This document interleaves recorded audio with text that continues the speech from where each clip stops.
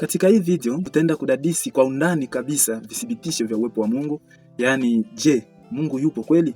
Kwa kuwa imani kama ambavyo nimeshawahi kusema hapa, ipo kwenye msingi wa niamini tu kwa maneno yangu, ila kwa wazo na ukweli ambao pia unaweza kudadisi kwa undani na ukweli ukawa wazi kwa kugunduzi na wewe mwenyewe. Na mwishoni mwa video hii, kwa kuwa kidogo itakuwa ndefu kidogo, na ndio maana nitakuwa na ikata vipande, yani kama episode fulani hivi, ili kuepusha isiwe ngumu kuupload. Kizuri tu itakuwa rahisi kuielewa, na ni kwa hekima na neema ya Mungu pia. Na mwishoni tutaweza kuelewa kwa nini imani ya kwamba Mungu yupo na ni mmoja tu sio wazo la kuendea kwa upofu na lisilo na mashiko yoyote yenye kueleweka, bali ni msingi wa vitu halisi vinavyoeleweka na ni kweli kabisa. Nina imani kwamba utapata uelewa kuhusu dunia, imani na ulimwengu kwa undani zaidi kwa muda huu mfupi. Mimi binafsi namwamini Yesu ndiye Bwana na Mwokozi wangu, ila katika hii video hatutaongelea imani na sitaegemea upande, ila tutaongelea uhalisia wa mambo, na tutajifunza uhalisia wa nature na sayansi na sheria zake, na ikiwa pia zinatupatia akili na ufunuo wa Mungu juu ya sheria na mamlaka yote. Hivyo tutamaliza kwa kuangalia kwa uwazi ikiwa kweli tulidanganywa au ilikuwaje. Kuhusu huyu Mungu ni nani na mpango wake wa wokovu ulikuwaje, au imani yenyewe ipi ni ya kweli, hataiongelea katika hii video. Tuanze kwa hoja ya milele, ambapo ni vipengele vya mantiki vinavyoeleweka lakini vilivyo tofauti kabisa. Lakini ukiviunganisha vyote hivyo vipengele vya hizo mantiki vinathibitisha uwepo wa Mungu. Na ni urahisi wa hizo mantiki na huo udadisi ndivyo vinavyonifanya ili nipate kuelewa vizuri hiyo hoja na kuiona ikiwa na mashiko sana. Kupitia wanasayansi kama vile Albert Einstein na wengine ambao sikuwataja, tunajua kwamba ulimwengu ni jumlisho la space, time na matter, ambayo kwa Kiswahili nafikiri sio Kiswahili kizuri sana, ila kwa uelewa ni tafsiri kama vile nafasi, muda na materia, kwa Kifaransa espace, temps, matière. Na vyote vitatu vinaunganika kwa pamoja, ambapo mfano nikiwa natoka sehemu moja kwenda sehemu nyingine, materia ambayo kwa Kifaransa inaitwa matière inatikisika kwenye hiyo nafasi ambayo natoka kwenda nafasi nyingine, na huku imenichukua muda ili mimi nitoke sehemu nifike sehemu nyingine. Kwa hiyo siwezi kutembea bila kuhusisha kwa wakati mmoja muda, nafasi na materia.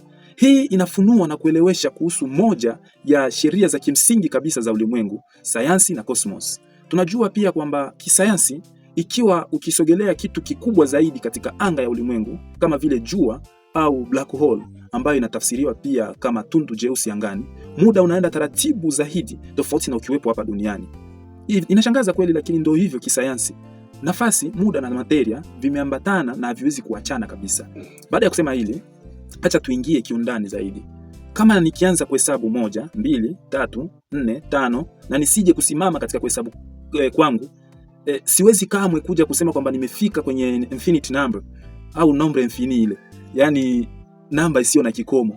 Hiyo haiwezekani kabisa hiyo. Kwa kuwa kila namba nitakayokuwa naitaja utakuwa nyingine ambayo itakuwa kubwa zaidi ya hiyo. Kwa namna jinsi hauwezi toka leo na ufike kwenye umilele wote. Kisayansi kabisa inaprove kwamba pia haiwezekani kutoka kwenye namba ya umilele huko nyuma na ufike leo. Sasa tuseme labda sio namba ndizo tunazozihesabu, ila ni sekunde zinazopita. Ikiwa muda ungekuwa wa milele hapo kabla, basi tungekuwa hatujawahi kufika leo. Kisayansi inaenda hivyo. Yaani muda usingefika leo. Kwa hiyo wazo la kwamba muda, majira na hata space eti ni vipo tangu milele kabisa hapo nyuma, haina mantiki yoyote kisayansi. Ni iko irrationale. Kwa hiyo ni kwamba muda una mwanzo, na aliyetengeneza huo muda lazima awe nje ya muda. Kwa hiyo tutaendelea kuona mbeleni namna gani hayo mambo yalivyo hapo mbele. Ila kabla ya hilo, kuna kitu kingine ambacho tumekiona hapo kabla.